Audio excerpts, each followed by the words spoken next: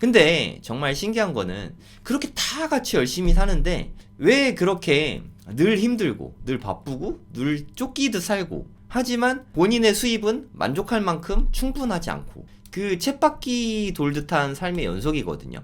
열심히 사는데 왜 그럴까요? 열심히 살면 누구나 다 성공하고 막 그래야 되는 거 아니에요? 근데 현실은 그렇지 않다는 거죠. 오늘도 이제 성공학 칼럼부터 이야기를 좀 드리려고 하는데 제가 블로그에 썼어요. 이 블로그 제목도 이거였어요. 아 정말 일하기 싫다. 뭐 이럴 때 많지 않습니까? 그죠?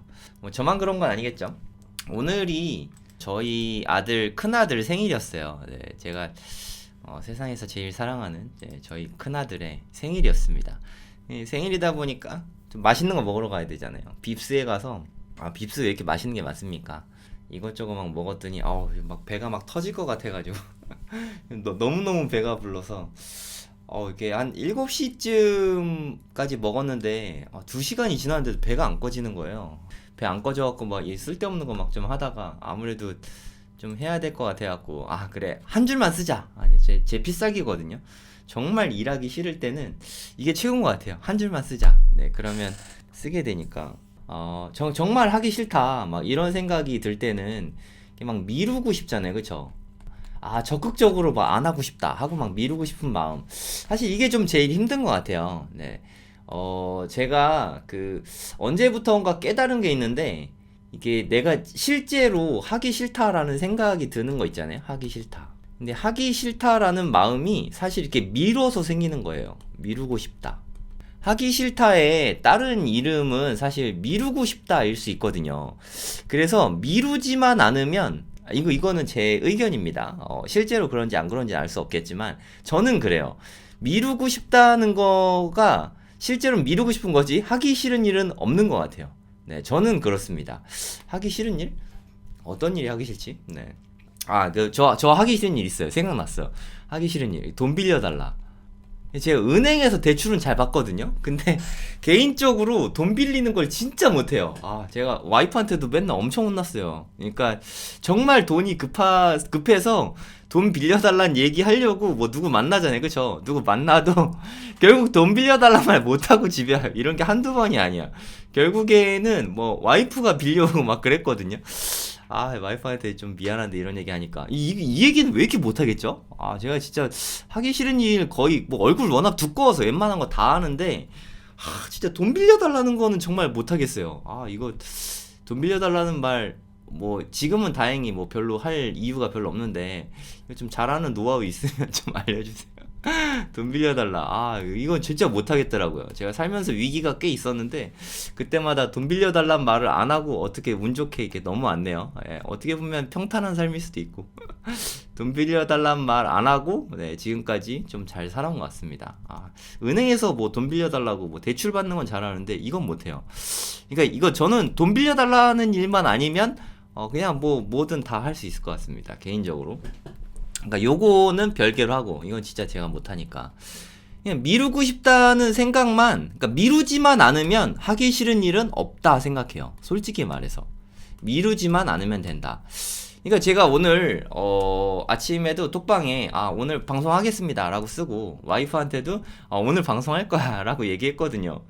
그리고 원래 한 4시 반 정도에 이제 방송을 하려고 준비를 이렇게 다 하고 있는데 갑자기 큰아들이 배고프다고 지금 밥 먹으면 안 되냐고. 그래? 그럼 밥 먹고 와서 이렇게 하지 뭐. 막 이런 거 있잖아요. 그쵸? 여러분 밥 먹기 전에 빨리 하고 밥 먹으면 좋은데 그래 밥 먹고 하지 뭐. 이렇게 밀었어요 한번. 이게 좀 첫 번째 실책이었죠. 근데 아들이 생일날 밥 먹으러 가자는데 그거 어떻게 거부할 수 있겠습니까? 아주 좋은 핑계였죠. 네, 그래서 일단 미루고 저녁을 먹고 왔죠. 네, 빕스에서 진짜 배 터지게 먹고 와서 일을 하려더니 배가 너무 빵빵하니까 못 하겠는 거예요. 그래서 좀 쓸데없는 짓 좀 하다가 미루다가 한 9시쯤부터 이 글을 쓰기 시작했습니다. 여기도 썼어요. 이 배가 너무 부른데 그냥 내일 할까? 오늘 꼭 해야 되나? 이런 위기가 한번 찾아왔습니다. 이런 거 여러분도 많이 찾아오지 않습니까? 그냥 내일 할까? 그냥 뭐 다음 주에 할까? 다음에 할까? 다음에 할까? 이거 진짜 무섭죠? 다음에 할까? 하려고 마음을 잔뜩 먹었는데 다음에 할까? 다이어트 하려고 그랬는데 이것만 먹고 내일부터 할까? 공부하려고 그랬는데 그 내일부터 시험 대비 내일부터 공부할까? 시험 공부 내일부터 할까? 뭐 이런 거. 뭐 있잖아요. 막 책 쓰기 이제 책을 써야겠다 할 때 오늘은 좀 힘드니까 내일부터 쓸까? 뭐 이런 거. 내일부터 할까? 다음부터 할까? 여기에 좀 걸린 거죠. 근데 저는 나름의 다음에 할까를 이기는 타겟책이 있어요. 이게 정말 타겟책이 어렵죠. 네, 저도 깨달은 건데, 이게 미루는 게 문제거든요, 사실. 막상 하면 그렇게 하기 싫은 건 아닌데, 솔직히. 그냥 지금 시작하기가 좀 싫어서 계속 미루게 되잖아요. 그쵸? 뭔지 아시죠? 네, 저의 나름의 타겟책은 그냥, 그럼 한 줄만 해보자. 한 줄만. 배가 너무 부르지만, 그냥 한 줄만 써보자 해가지고 제목 뭘로 할까 그래갖고 일하기 싫으니까 정말 일하기 싫다 이렇게 쓰고, 오늘은 제 큰아들의 생일입니다 뭐 이렇게 편안하게 시작하니까 그래도 좀 써지더라고요. 되게 길게 썼어요. 그쵸? 네, 보신 분이 계신지 모르겠는데 그걸 엄청 길게 썼어요. 네, 이거 쓰는데 1시간 정도 걸렸거든요. 제가 원래 글 되게 빨리 쓰는 스타일인데 워낙 길게 써가지고 한 시간 정도 열심히 썼습니다. 쓰고 나니까 이제 기분이 좋은 거죠. 네, 썼다. 드디어 해냈다. 이제 방송도 해야겠다. 방송도 지금 기분 좋게 키고 있어요. 저는 저를 잘 알거든요. 일단 미루기 시작하면 되게 하기 싫지만 일단 한 줄만 해보자 하고 일단 시작하면은 또 막상 하다 보면 할만 하거든요. 네, 그래서 결국에 일단 시작하면 끝까지 하게 돼 있는 거를 저는 저를 잘 알아요. 뭐 좋게 말하면 메타인지가 좋은 거죠. 네, 메타인지가 좋다. 뭐 좀 나쁘게 말하면 뭐 주제 파악을 잘하고 있다? 뭐 이렇게 말하면 되나? 하여튼 저는 저에 대해서 좀 잘 알아요. 연구도 많이 했고 성정길이라는 나라는 인간에 대해서 연구를 좀 되게 많이 했어요. 저는 일단 나를 아는 게 제일 중요하다고 생각하거든요. 그래서 일단 시작만 하면 된다는 걸 알아서 이렇게 해서 쓰게 됐죠. 여러분도 한번 해보세요. 네, 만약에 뭐 보고서 쓸 게 있으면 저처럼 뭐 한 줄만 해야지 뭐 이런 거 하시면 되고, 공부해야 되면 책을 읽어야 된다. 그럼 한 줄만 읽어야지. 책 한 줄은 읽기 쉽거든요.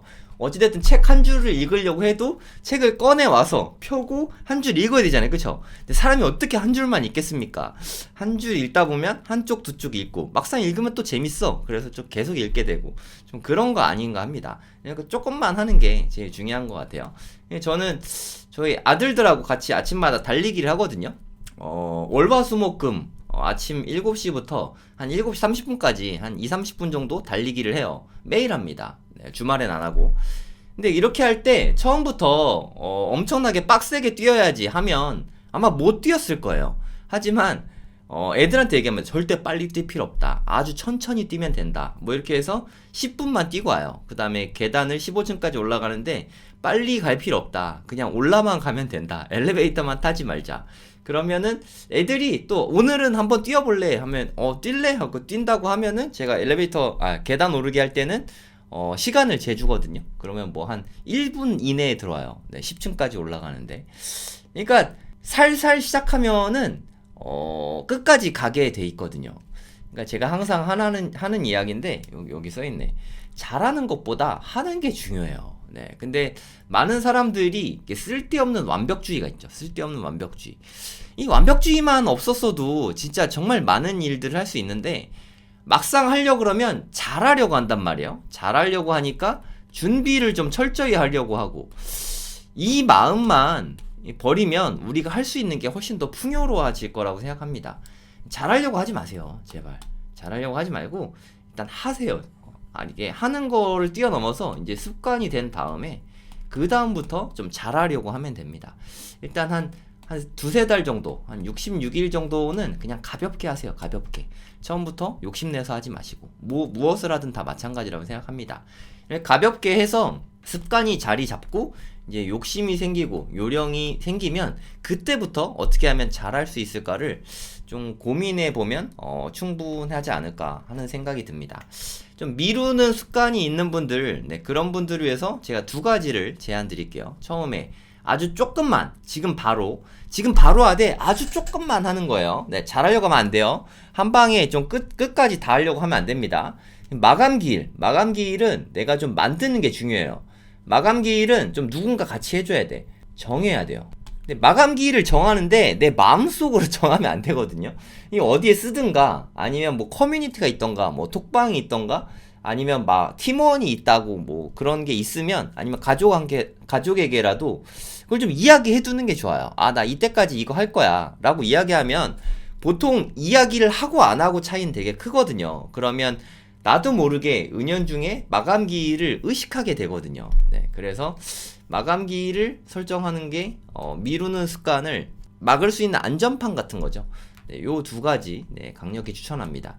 저는 이 두 가지가 이제 좀 습관화가 좀 많이 돼서 미루는 거를 이 사람들이 저는 뭐 이렇게 뭐 AI인 줄 아는데 저도 하기 싫은 일 많거든요.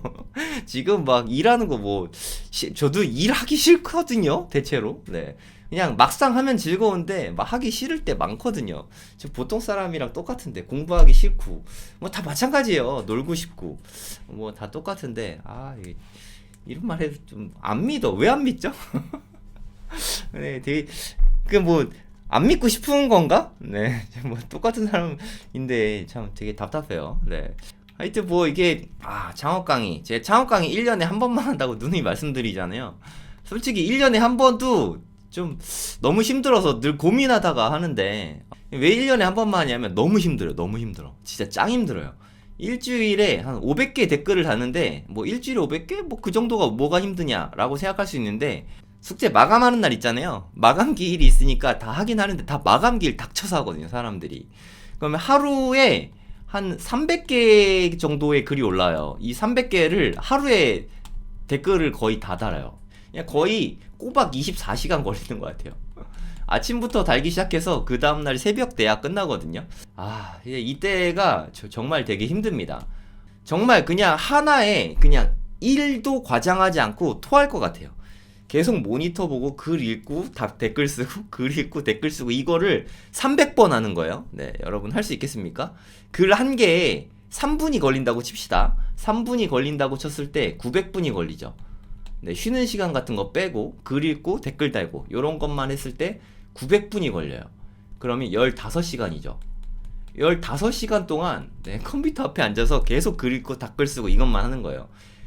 그냥 속이 계속 울렁거리거든요. 울렁거리면 잠깐 쉬는데 그냥 이 정도는 많이 했는데 그만할까? 라는 생각이 되게 많이 들거든요. 네, 그럴 때마다 늘 생각하죠. 그래, 댓글 딱 하나만 달자 라는 생각으로 달다 보면 또 집중해서 또 하게 되더라고요. 이렇게 해서 결국 다 달아요. 그러면 잠 꼬박 새죠. 네, 밤을 꼬박 새고 저희 집이 전주인데 네, 서울까지 가서 강의를 합니다. 네, 강의를 하는데 원래는 10시에 시작해서 1시에 끝나는 3시간 수업이거든요. 근데 뭐 수업 들어보신 분 알겠지만 1시 근처에 끝나본 적도 없어요. 그죠? 저는 9시에 뭐 일찌감치 서울 가서 네, 컴퓨터랑 이거저거 세팅하고 네, 10시에 칼같이 10시 정각에 딱 시작합니다. 그리고 좀 일찍 끝나면 2시 30분에 끝나고 늦게 끝나면 3시에 끝나거든요. 한 10시에 시작해서 3시에 끝나면 5시간이잖아요. 그쵸? 뭐 중간에 쉬는 시간은 뭐 한 번 정도 쉬는 것 같아요. 뭐 한 10분 정도? 이거 빼고 5시간 내내 강의를 합니다. 10분 쉬는 시간도 뭐 이렇게 좀 사인해달라는 분 사인해드리고 사진 찍자는 분 뭐 사진 찍고 뭐 이렇게 하거든요. 아니 사람이 이렇게 15시간 꼬박 댓글 달면서 밤새고 5시간 내리 강의하고 이러면 쪄들어 있을 것 같죠. 그쵸? 근데 수업 들으신 분들은 아시겠지만 뭐 4시간 5시간 수업하면서 저는 이렇게 지금 막 되게 웃으면서 방송하고 있잖아요. 근데 이 5시간 내내 이렇게 웃으면서 방송을 하거든요. 강의를 하거든요. 그럼 사람들이 되게 의아해요. 어떻게 5시간을 그렇게 똑바로 서가지고 웃으면서 이렇게 수업을 할 수 있냐. 이것도 목소리도 엄청 크게 하거든요. 네, 에너지 넘치게. 이게 좀 너무 신기합니다. 사실 뭐 저도 잘 모르겠어요. 어떻게 해서 그렇게 하는지 잘 모르겠는데 그냥 그렇게 하게 돼요. 네, 뭐랄까 정성을 가득 다 했거든요. 사실 이렇게 500개의 댓글 다는 게 전부 다가 아니라 댓글을 달고서 중간에 정 힘들 때 한 1시간 정도 쉬는 시간이 있어요. 1시간 쉬면 충분히 쉬지 뭐 라고 생각하실 수 있겠지만 이 1시간 쉬는 시간 동안 저는 강의안을 업데이트합니다. 저는 한 번도 똑같은 강의안으로 파워포인트 똑같은 걸로 강의를 해본 적이 없어요. 그러니까 새로 강의를 할 때마다 늘 새로 업데이트를 하거든요. 1시간 쉬는 시간에 네, 이 시간에 짬내가지고 강의안을 처음부터 끝까지 한 300페이지 되거든요. 300페이지 PPT를 일일이 다 손보고 수정을 합니다. 이게 손보고 수정을 해야 다음날 강의가 이게 부드럽게 되니까. 이게 이렇게 수정을 해서 막상 강의할 때 너무 즐거운 거예요. 어저께 새로 손본 강의한 입에 쩍쩍 붙죠. 내가 이렇게 한 몇 시간 전에, 불과 한 3-4시간 전에 수정한 거니까 너무 즐거워요. 사람들한테 뭐 유익한 내용을 전달해 주니까 좀 재밌기도 하고, 그리고 나는 아는데 뭐 한 70명 정도 수강생이 계시거든요. 70명의 수강생은 모르잖아요, 그쵸? 나는 아는데 수강생분들은 모르는 거, 이걸 막 전달해 주는 거예요. 얼마나 재밌습니까? 모르는 걸 알려주고 알매의 기쁨을 주는 거, 이거는 진짜 안 해본 사람은 설명할 수가 없어요. 이 기쁨은 뭐 이루 말로 할 수 없는 부분인 것 같아요. 알고 싶어 하는 거를 이렇게 떠먹여 줄 때의 기쁨? 뭐 그런 거 있잖아요. 우리가 자녀를 키우다 보면, 전 아들이 둘 있는데, 아들을 키우면 기쁜 게 2가지가 있거든요. 기분 정말 좋은 거. 첫 번째는 우리 아들이 뭐 먹을 때 자식 입에 밥 들어가는 거 보면 너무 행복하지 않습니까? 두 번째는 우리 애들이 공부할 때, 애들이 공부하면은 보고만 있어도 너무 배부르지 않습니까? 뭐 저만 그래요? 자식들 공부하는 거 보면 너무 행복하지 않습니까? 왜 행복한지 모르겠어. 근데 그냥 뭐 행복해요, 그죠? 저도 유교 사상에 젖어서 그런지 모르겠지만 이 아들들이 공부하는 거 보면 그냥 너무 행복한 것 같아요. 그리고 저는 강사잖아요, 그죠? 제가 강사를 놓을 수가 없는 게 기쁨이 있어요. 이 자식이 공부하는 거 보는 거 못지않게 뭐랄까, 이게 강의를 하다 보면 이렇게 사람들이 전부 다 내 말에 빨려 들어오는 듯한 느낌이 들 때가 있거든요. 물론 저만의 착각일 수도 있어요. 근데 뭐 중요한가요? 내가 착각할 수 있다는 게 중요한 거지. 어찌됐든 이렇게 쑥 빨려드는 느낌이 있는데, 그 느낌은 정말 이루 설명할 수가 없어요. 그 기쁨은, 그러니까 뭐 우리 자식 밥 먹을 때랑 공부할 때 이거랑은 좀 많이 달라요.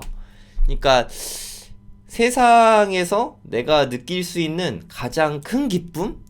그게 저는 여기에 있는 것 같아요. 이거는 강의를 해보신 분들이라면, 강의 짬밥이 좀 되신 분들이라면, 이걸 아마 느끼실 수 있을 거라고 생각합니다. 이런 느낌 들어보신 적 있으세요? 있으면, 111이라고 좀 채팅창에 한번 써봐주세요. 그분은 아마, 이거를 느낀 거죠. 이게 수강생을 다 빨아들이는 그 느낌? 저는 이 느낌을 생각하면서 강의안을 만들고, 수강 신청을 받고 강의를 합니다. 이 기쁨을 모르는 사람과 이에 대해서 이야기를 할 수는 없는 것 같아요. 엘리사랑이 111 나왔네요. 여러분 111 안 나오나요? EKY님 111 나왔습니다. 이거 진짜 이거 겪어보지 않은 분들은 몰라요, 그쵸? 이보다 큰 기쁨이 있을까요? 출산의 기쁨과 맞먹는다 그러면 좀 오바일까요? 진짜 엄청난 여운이 있어요. 진짜 이 여운이, 내가 애를 쓰고 노력을 했는데 그 수강생분들이 그에 대한 반응을 해주었을 때 이 여운은 이루 말로 설명할 수가 없는 것 같습니다. 이 기쁨을 어떻게 말로 표현할 수 있을까요? 그 맛에 강사하는 것 같아요. 어떻게 이렇게 할 수 있는지 그에 대해서 좀 더 상세하게 좀 이야기를 좀 해볼게요. 제가 그 수학 강사입니다. 뭐 저는 부동산 강사도 아니고 창업 강사도 아니고 저는 수학 강사예요. 제 정체성을 누가 묻는다고 하면 수학 강사 플러스 아주 작게 성공학 강사라고 이야기하겠습니다. 수학 강의는 제가 뭐 20년 넘게 했고, 성공학 강의는 뭐 이제 한 3-4년 했으니까 수학 강사가 훨씬 더 주라고 생각해요. 요즘에 수학 강의는 거의 안 하지만. 근데 누구나 다 열심히 살죠, 그쵸? 이건 확실한 것 같아요. 특히 우리나라 사람들 정말 열심히 살지 않습니까? 길 가는 사람들에게 물어봐도 다 본인이 열심히 산다고 대답할 거예요, 그쵸? 대부분이 다 열심히 산다고 합니다. 근데 정말 신기한 거는 그렇게 다 같이 열심히 사는데 왜 그렇게 늘 힘들고 늘 바쁘고 늘 쫓기듯 살고, 하지만 본인의 수입은 만족할 만큼 충분하지 않고, 그 쳇바퀴 돌듯한 삶의 연속이거든요. 열심히 사는데 왜 그럴까요? 열심히 살면 누구나 다 성공하고 막 그래야 되는 거 아니에요? 근데 현실은 그렇지 않다는 거죠. 제가 이렇게 수학 강사로 오래 살아보니까 이런 얘기를 되게 많이 들어요. 선생님, 저는 열심히 해도 수학이 안 돼요. 이런 이야기를 되게 많이 듣거든요. 열심히 해도 수학이 안 돼요. 아, 저는 이 말 들으면 정말 가슴이 미어져요. 아니, 열심히 해도 안 돼서 미어지는 게 아니라, 아니, 네가 열심히 했다고? 하면서 가슴이 미어져요. 네가 열심히 해봤다고? 예, 이게 뭐 면전에 대고 이야기는 못하지만, 아, 그게 열심히 하는 거라고? 아, 너 내가 공부한 거에 10분의 1도 안 했는데 열심히 한 거라고? 하면서 약간 욱하는 게 올라오는데, 물론 이렇게 누르죠. 아, 아직 네가 그렇게 열심히 하진 않은 것 같다라고 이렇게 잘 이야기는 하긴 하지만, 그러니까 모르는 거예요. 얼만큼이, 대체 열심히가 얼만큼인지 상상조차 못하는 것 같아요. 네, 제가 느끼기에는 그러니까 사람들은 대부분 모르죠. 네, 강남 8학군에서 전교 1등 하는 애들이 얼마나 열심히 공부하는지 정말 상상조차 못할 거예요. 네. 그러니까 사람이 어떻게 4-5시간만 자고 공부만 할 수 있냐라고 생각하는 사람이 실제로 되게 많으니까. 근데 그렇게 공부하는 사람들이 분명 있거든요. 월화수목금토일을 다 그렇게 하는 건 모르겠지만 그에 준하게 공부하는 이들이 있거든요. 네, 그런 사람들이 전교 1등 하는 겁니다. 그리고 성공한 분들이 얼마나 치열하게 사는지 정말 생각도 못 할 거예요. 네, 여러분들이 생각할 수 있는 범주를 좀 많이 벗어나지 않았나, 네, 그렇게 생각합니다. 그러니까 전교 1등 하는 거, 뭐 되게 어렵죠. 자수성가해서 부자 되는 거, 네, 이것도 되게 어렵죠. 기반 없이 나 혼자 노력해서 부자가 되는 거, 이게 정말 너무 어렵죠. 근데 이게 워낙 어려운 일이다 보니까 이 기회비용이 어마어마하거든요. 엄청난 기회비용을 동반해야 됩니다. 그러니까 누가 저에게 너 다음 세상에 태어나도 이렇게 지금 이번 세상처럼 그렇게 열심히 살 거냐? 라고 누가 저에게 묻는다면 저는 그렇다라고 대답할 거예요. 열심히 살겠다. 지금 사는 거 못지않게 열심히 살 각오가 돼 있다 라고 이야기하겠지만, 그러면 네 아들도 그렇게 열심히 살았으면 좋겠냐? 라고 누가 저에게 묻는다면 그거는 그렇다고 대답하진 않을 것 같아요. 뭐가 좋은지 솔직히 잘 모르겠어요. 얼마나 힘든지 아니까. 하지만 제 아들이 본인이 원해서 기꺼이 그렇게 열심히 살겠다고 하면 그거는 좋죠. 네, 그건 너무 감사한 일이죠. 하지만 그만큼 내 아들을 시키고 싶지 않을 만큼 매우 힘든 일이라는 거죠. 내가 원해서 하는 거면 이야기가 다르지만 누군가가 강요해서 열심히 하는 거는 한계가 있다는 뜻이죠. 엄마 아빠가 아무리 강요를 한다고 해도 아들이나 딸이 전교 1등을 한다. 저는 이건 불가능하다고 생각합니다. 본인이 간절히 애타게 원해서 하는 게 아니면 뭐 타고난 천재가 아닌 이상은 불가능하다고 생각해요. 열심히 뭐 일해가지고 자수성가하는 거, 이것도 역시 부모님이 아무리 협박을 하고 뭐 어르고 달래고 뭐 이렇게 이야기한다고 해도 가능한 영역일까? 솔직히 저는 잘 모르겠어요. 본인이 원해서 거기에 빠져드는 게 좋아서 하지 않는 한은 거의 불가능하다고 생각합니다. 네, 그 정도의 일인 것 같아요. 제가 몇 달 전에 상가 강의를 했어요. 상가 강의할 때 뭐 한 130명 정도 들으신 것 같아요. 네, 130명. 왜 이렇게 많이 들었냐 하실 수 있는데 뭐 워낙 박리담회라 네, 2주 수업하고 한 번 임장 수업도 가는데 15만 원이었어요. 네, 뭐 이 정도면 해볼 만하지 않나요? 상가 강의? 네, 뭐 제가 아는 엄청난 것들을 많이 알려줬는데 어쨌든 15만 원에 강의하니까 많은 분들이 들으셨는데 제가 미션을 드렸어요. 한 달 동안, 정확하게 딱 한 달 동안 100곳을 임장 다녀오시는 분께는 제가 점심을 사드리겠다. 네, 이렇게 미션을 드렸어요. 많은 분들이 도전하셨고, 그래도 무려 한 7분 정도가 성공하셨어요. 네, 꽤 많이 성공했다고 생각하거든요. 꽤 많이 했음에도 130명 중에 7분, 대략 한 5% 정도 되잖아요. 그쵸? 한 5, 6% 정도 되는 것 같은데 되게 소수의 분들만 성공하셨죠. 그쵸? 이만큼 쉽지 않아요. 네, 상가 100곳 임장이 뭐 불가능한 건 아니지만 쉽지 않잖아요. 그쵸? 근데 제가 지난주 일요일날 창업 강의 끝나고 정말 열심히 상가들을 알아봤어요. 네.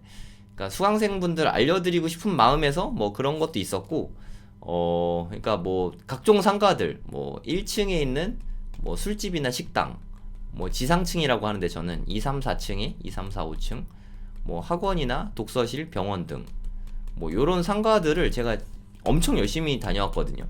한 일주일 동안 한 100곳 정도 다녀온 것 같아요. 네, 뭐 세보진 않았습니다만 진짜 많이 알아봤거든요. 네, 이게 100곳을 뭐 그냥 한 번에 이렇게 우르르 가는 게 아니라 요일대별로 여기 평일에 가봤으니까 주말에 가보고 뭐 그리고 오전에 가봤으니까 오후에 가보고 저녁 또 가보고 막 하루에 3-4번씩도 가보거든요. 괜찮은 것 같으면 거기도 하루에 2-3번씩 가보고 이렇게 막 여러 번 갔어요. 네, 그렇게 해서 한 100곳 이상을 임장을 했는데 이 정도 임장을 하면은 현재 시장 상태가 고스란히 느껴집니다. 현장에서.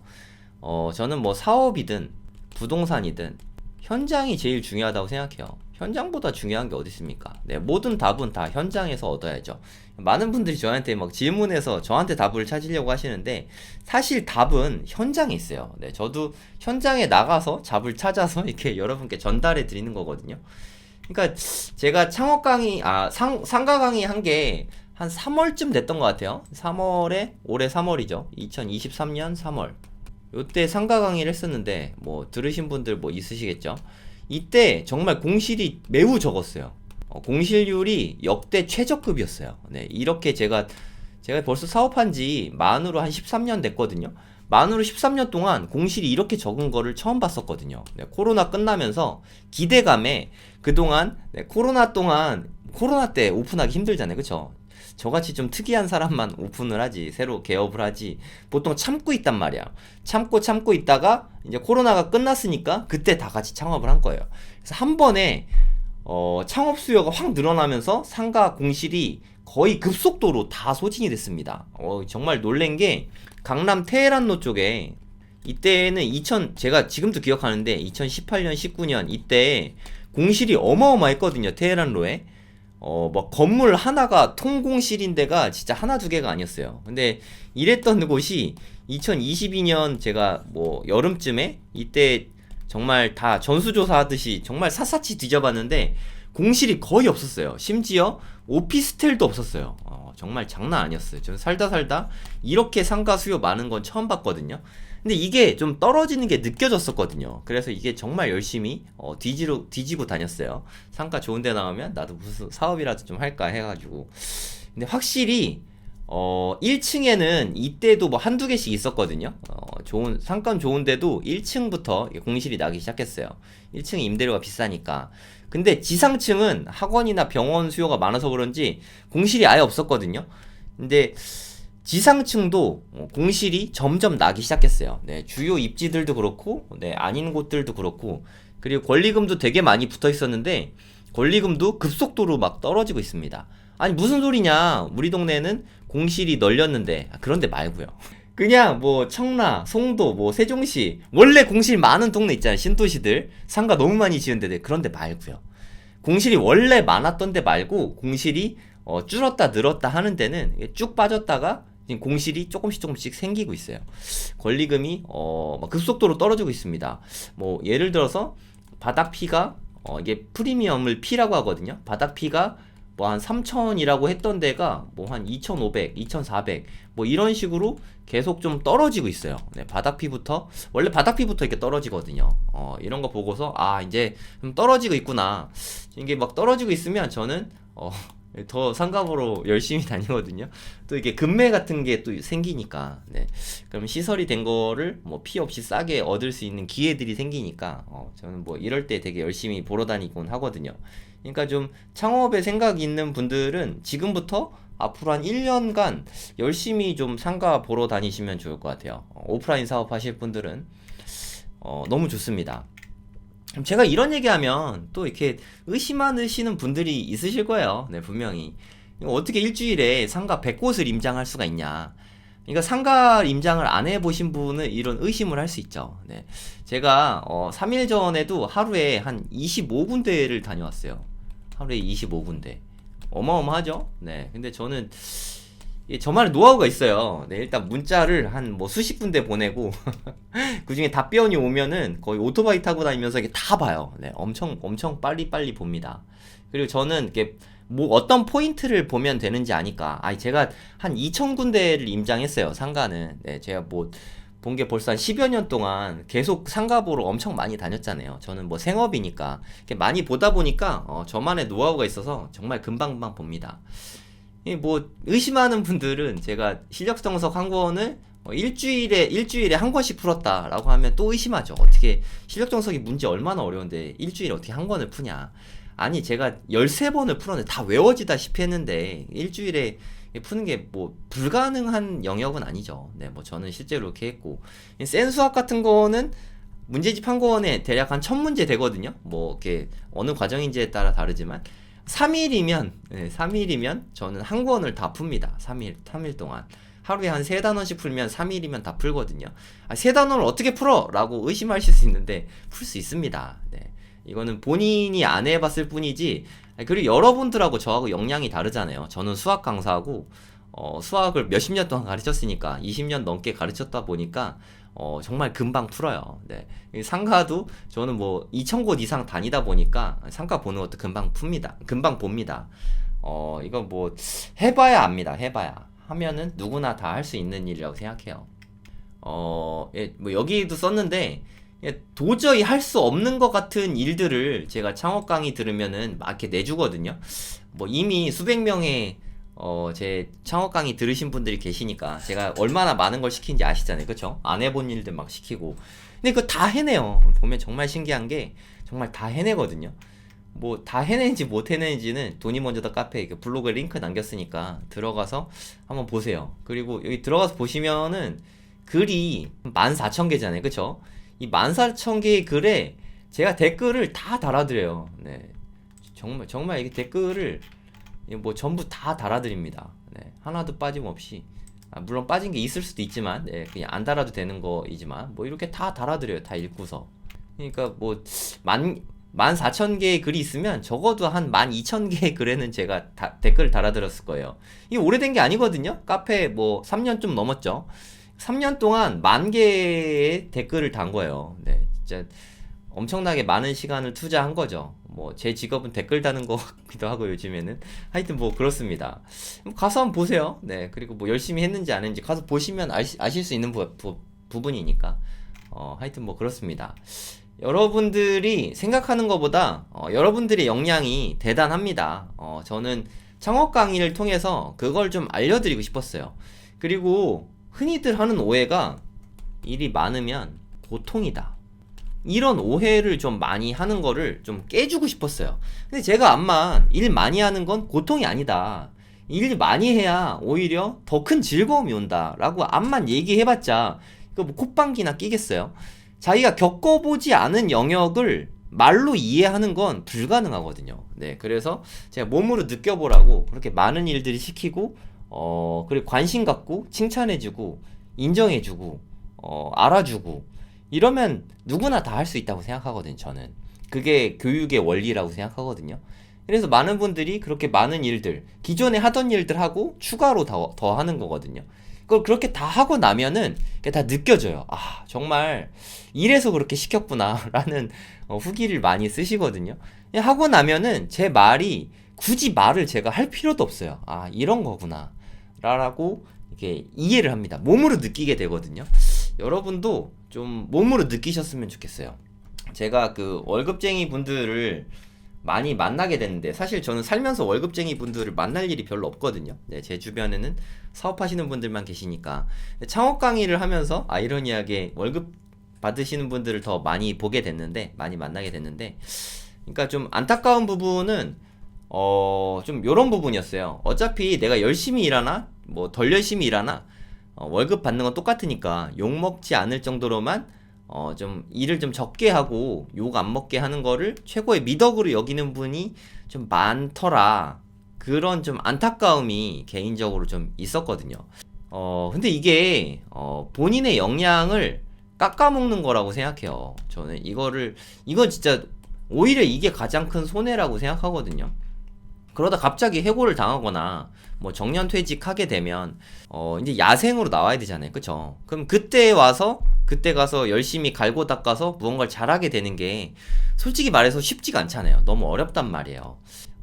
그래서 좀 내키지 않을 수도 있겠지만 안 내킬 수도 있겠지만 소극적으로 하던 자세를 좀 버리고 내가 이 회사에서 에이스가 되겠다. 내가 할 수 있는 일은 찾아서 다 해주겠다. 이런 생각으로 직장인이시더라도 이런 생각으로 한번 해보세요. 정말 인생이 많이 달라지는 게 느껴지실 겁니다. 제가 그래서 직장인이신 분들께는 이런 미션들을 드리거든요. 그러면 정말 그런 이야기를 하세요. 그러니까 그동안은 어떻게든 안 하려고만 해서 일이 막 주면은 짜증나고 싫었다고 그런 말씀을 하시는데 이 태도를 좀 바꾸니까 주변 분들이 그런 얘기를 많이 하시더래요. 그러니까 요즘에 너무 즐거워 보인다고 그런 얘기를 듣고 본인이 놀랐다고 하더라고요. 그리고 저랑 친하신 형님 중에 한 분이 이런 이야기를 하시더라고요. 그러니까 어떤 일이 닥치면 본인은 생각을 하신대요. 뭐 저보다 형님이시니까 아 이럴 때 정길이는 어떻게 했을까? 뭐 실제로 제가 그렇게 했을지 안 했을지 몰라요. 근데 이럴 때 정길이라면 어떻게 했을까? 이럴 때 유랑이라면 어떻게 했을까? 이 생각을 하면서 일들을 하셨대요. 그러니까 뭐랄까 좀 더 멋진 사람이 되려면 어떻게 해야 될까를 생각하고 행동을 했다고 생각해요. 근데 이렇게 하니까 직장인이시거든요, 그분. 그분 직장 다니시는 직장인이신데 그 해에 연봉을 그 어떤 해보다 많이 받았대요. 그리고 회사 대표가 주는 1년에 2명 뽑아서 주는 상이 있었대요. 그 상을 네, 그 형님이 받으셨대요. 그리고 그냥 이런 생각만 가져도 이렇게 할 수 있구나. 성공하는 사람들은 이렇게 살고 있었구나를 깨닫고 너무 뿌듯하고 행복했었다고 합니다. 여러분 한번 그냥 속는 셈 치고 네, 뭐 이렇게 속는다고 뭐 본인 인생에 큰일 날 건 없잖아요. 그쵸? 속는 셈 치고 한번 제가 시키는 대로 해보세요. 내가 이렇게 열심히 일한다고 해서 내 인생이 결코 손해날 게 없거든요. 한번 해보셨으면 좋겠습니다. 인생의 재미라는 게, 즐거움이라는 게, 저는 별거 없다고 생각해요. 그냥 내가 한번 의미를 부여하고, 그러니까 되게 하기 싫은 프로젝트가 있을 수 있잖아요. 그죠? 근데 여기에도 내가 의미 부여를 하고, 정말 열심히 하면은 애정이 생기거든요. 정말 하기 싫던 일도 진짜 열심히 하면 애정이 생겨요. 이게 진짜 아이러니인데, 그럼 애정이 생기면 그다음부터는 더 잘하고 싶은 마음에 더 내 모든 걸 쏟게 되거든요. 그게 성공하는 분들의 살아가는 방식입니다. 여러분도 이 성공하는 법을 꼭 익히셨으면 좋겠어요. 네. 오늘 성공학 칼럼은 네, 여기까지입니다. 오늘도 꼰대 같은 이야기였죠. 네, 저는 꼰대입니다. 꼰대가 하는 얘기는 다 좋아요. 네. 꼰대가 시키는 대로 하면 무조건 성공한다고 생각하거든요.